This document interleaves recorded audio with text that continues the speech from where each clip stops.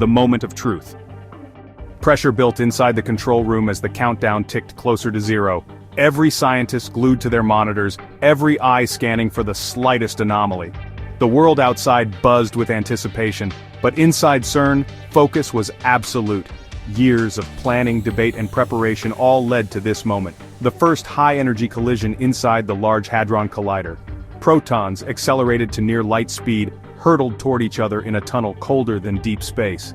The instant they collided, a burst of energy erupted, brief, brilliant, and packed with the potential to reveal the universe's hidden layers.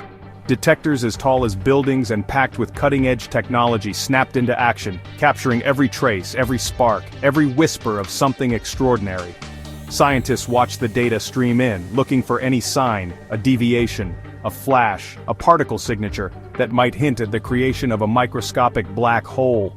The tension was electric, every second stretching into eternity as the world waited for news.